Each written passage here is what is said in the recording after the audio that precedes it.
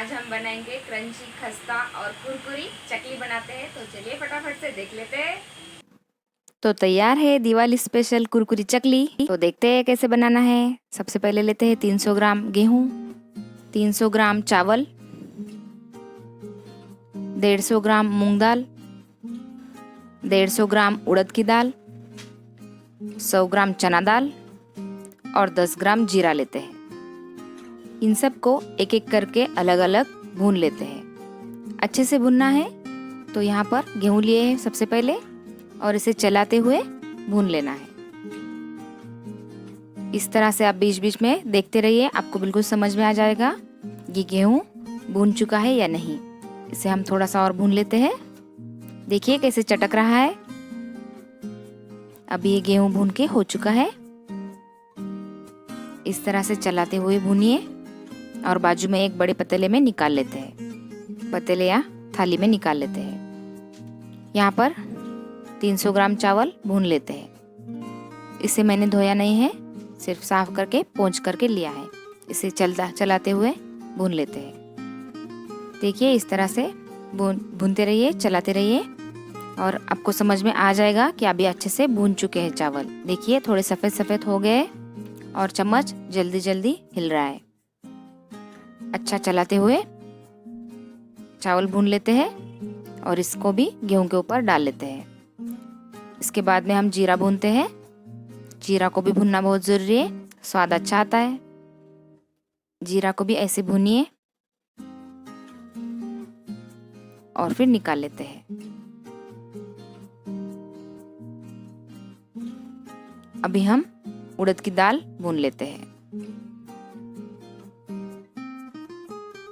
सभी सामग्री अलग अलग भूनते हैं फ्रेंड्स। देखिए ये भी भूनकर हो चुकी है, अभी रेडी। इसे भी निकाल लेते हैं। मूंग दाल ली है यहाँ पे 150 ग्राम, ये भी आप सब लिख लीजिए। और इसे भी अच्छी तरह से भून लेते हैं।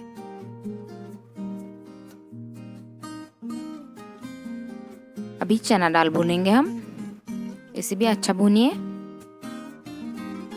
तो हमारी चकली क्रंची होगी।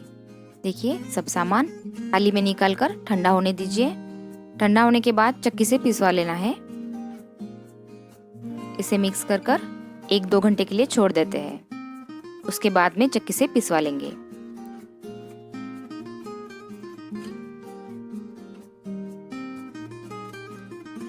मैंने सारी सामग्री चक्की से पिसवा कर अच्छे से छान कर डिब्बे में रख दी थी।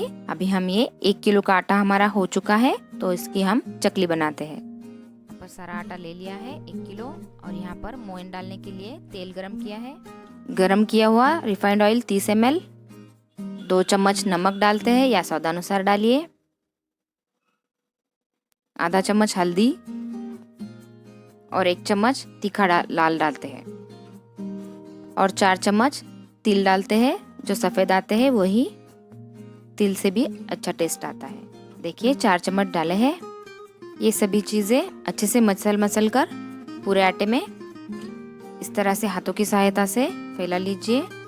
इसे हम आटे को मोयन लगाना कहते हैं। इस तरह से अच्छे से कर लीजिए। अब ये पूरा तेल सब तरफ लग चुका है पूरे आटे में, तो हम इसे सादा पानी से आटा गूंद लेते हैं।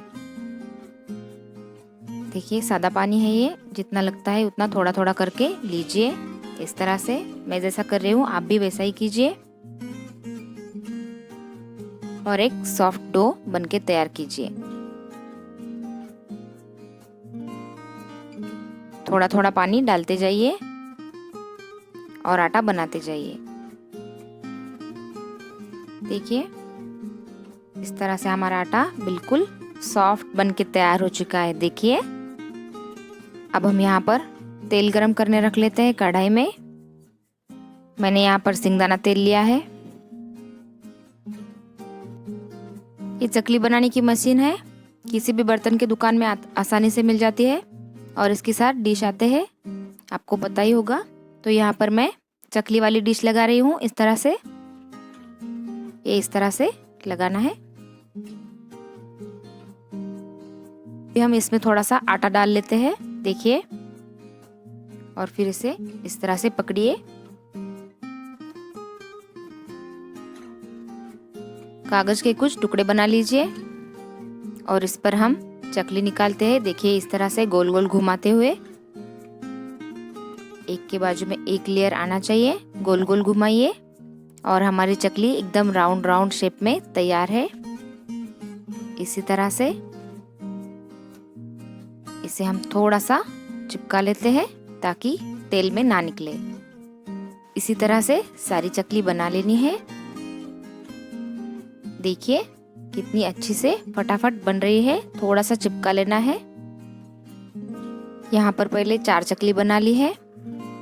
अभी हम इसे इस तरह से कागज से हाथों में लेते हुए तेल में डाल रहे हैं। इसी तरह से चारों चकली तेल में डाल लीजिए। ध्यान रखिए, गैस की फ्लेम मीडियम रखिए और तेल अच्छे से गर्म हो चुका है। इसे इस तरह से तलने दीजिए। देखिए किस तरह से तल रहे हैं। जब ये तल के पूरा हो जाएंगे तब ये बबल आना बंद हो जाएंगे। अब ये तलने लगे हैं। देखिए अब ये पूरे तल चुके हैं। हम इसे निकाल लेते हैं। निकालने के बाद आधे घंटे में देखिए आप पूरे ड्राई हो जाएंगे, बिल्कुल भी ऑयली ऑयली नहीं लगेंगे। आप देख सकते हैं कितना अच्छा बना है, कितना अच्छा कलर आया है। इसी तरह से पूरे हम बना लेते हैं और थोड़ा थोड़ा करके तल लेते हैं। कागज से हाथ में निकालते जाइए और डालते जाइए। इस तरह से हम तल लेते हैं। सारा एक कलर का आना चाहिए। देखिए कितना अच्छा गोल्डन कलर आया है। फ्रेंड्स, आपको ये रेसिपी पसंद आई हो तो लाइक कीजिए और मेरे चैनल को सब्सक्राइब कीजिए। Thank you. फिर मिलते हैं अगली डिश में। तब तक के लिए आप ये कुरकुरी रेसिपी बनाइए और खाइए और खिलाइए।